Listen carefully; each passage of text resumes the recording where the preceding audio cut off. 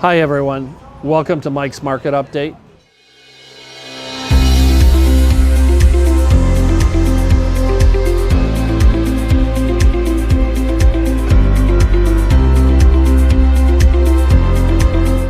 My name is Mike Rennick. I'm the senior broker, the team lead with Team Rennick Real Estate Services, part of that great Keller Williams on the Water family.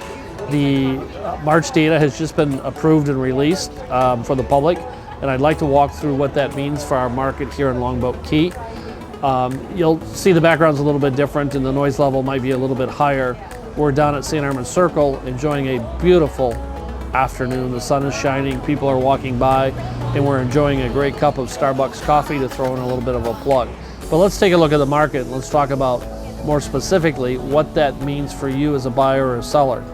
So again, looking at March data, which is the latest data approved and released, we find out that there was 122 homes for sale in Longboat Key. There were 292 condos. So the condo market is generally larger on the island than single family homes.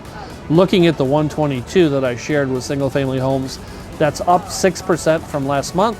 It's also up 40% from last year. So that means inventory is climbing. When we look on the condo side, it's a little bit mixed. The 292 units I shared, that's down 1% from the month prior, but it's up 19% from last year. So overall, we're seeing an increase in inventory. This generally will favor buyers. Sellers have to be very strategic about how you price your homes when inventory is going up. But that's just one metric. Let's take a look at the actual numbers that got sold, or as we say, closed. 14 single family homes were closed in the month of March, and condos, 39. So when we look at, go back to the 14 for March, that's up 367% from the month earlier. It's up 8% from last year. But on the condo side, the 39 units is down 44% from last month, 26% from last year. So we see actual sales, the number that people have taken possession, ownership has changed. It's a mixed bag between single family homes and condos.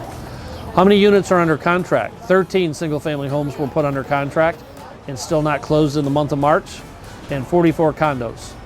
When we go back to the single family homes, the 13, that's up 6% from last month. It's up 13% from last year. On the condo side at 44, that's up almost 19% from last month, but yet it's down 23% from last year. Another mixed bag. What's happening to prices? Very important variable as we look at the data out there.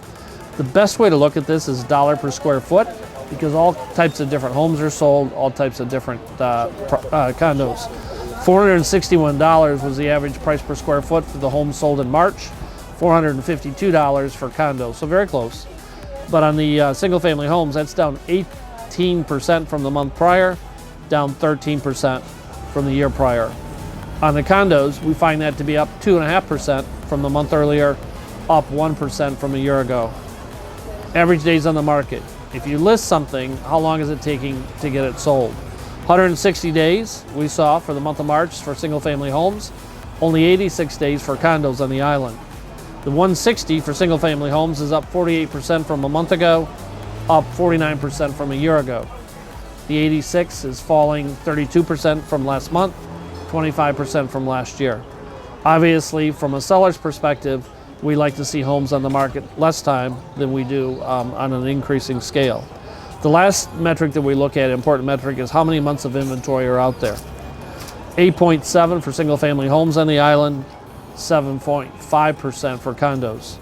The 8.7, that's down 77% from a month ago. That's down almost 30% from a year ago. As the months of inventory fall, again, that's going to favor the seller and go a little bit against the buyer. The 7.5 for condos is down 31% from a month ago. It's up 62, almost 63% from a year ago. I threw a lot of data at you, but here's what's the most important.